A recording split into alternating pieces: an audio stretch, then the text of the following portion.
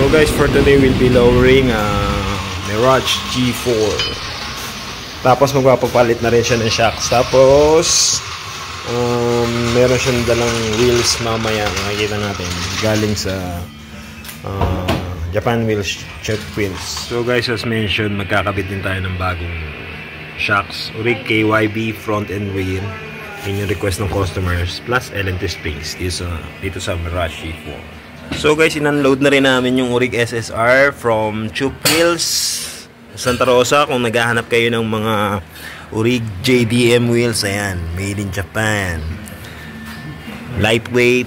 So i-add natin yung page nila dito, Chup Wheels. Idol yung mga yan, idol. Then in-unload natin para ma-fender gap natin yung existing ng mas maayos. All stock.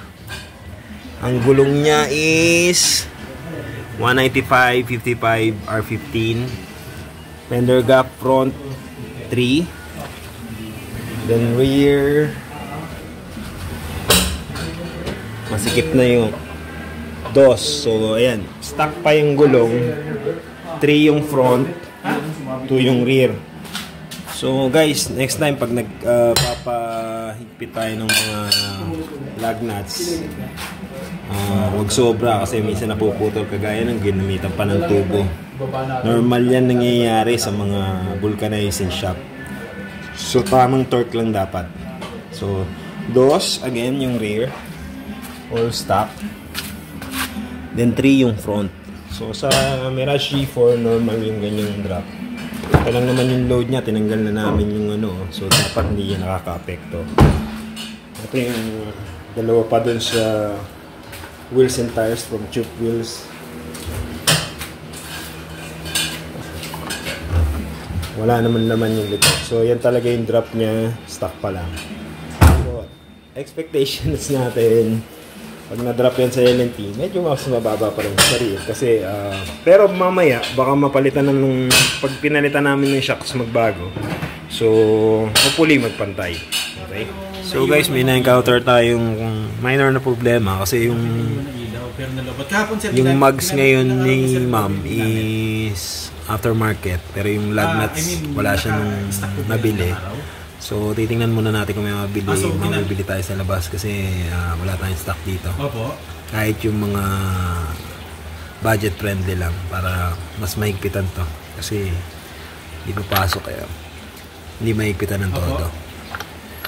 Saka baka magasgasan yung JDM. Guys, ayan, maganda. Buti may nakuha tayong silver. Akala namin red na lang eh. So, ito na muna para maikabit natin yung JDM mag.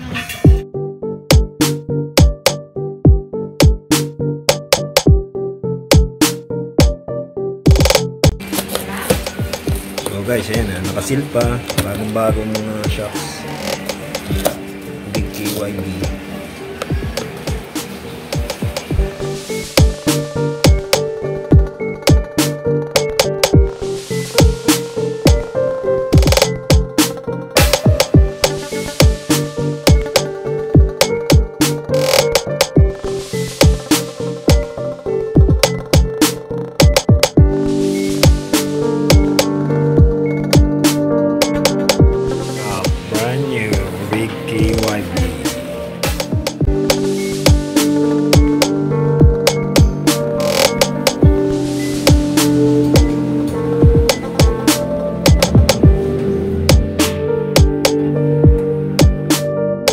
It's 45/16 yung ipapalit na gulong. So yung fender gap natin kanina na 2.3 from dun sa stock tires, medyo may factor to. Mas malaki kasi yung wheels, Rig JDM, yan, SSR. So mas maliit yung fender gap. The larger the wheel, the smaller the gap, pero the higher the ground clearance. Yan, tandaan lang natin.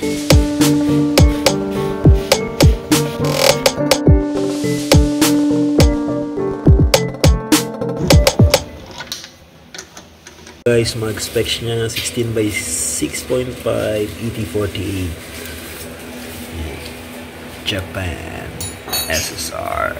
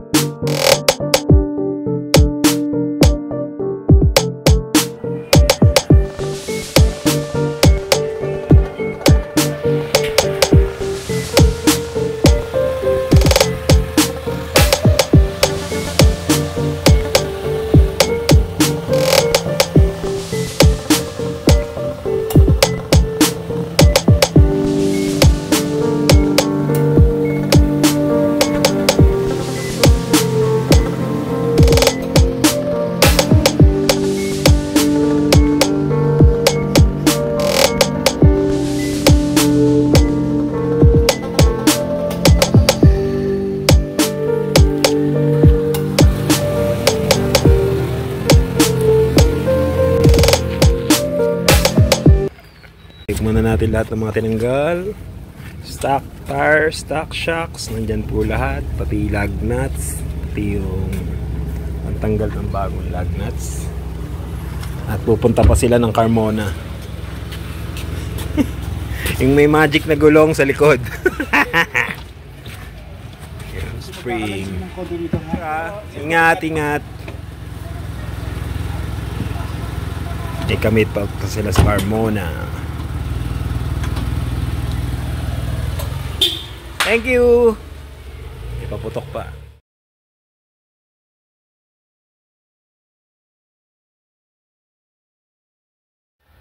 So guys, by the way, may nagpapa-shoutout isang client natin ang order ng LED Springs for his Vios Gen 2 Taugama P, Calamba City Triskelion Council Chapter.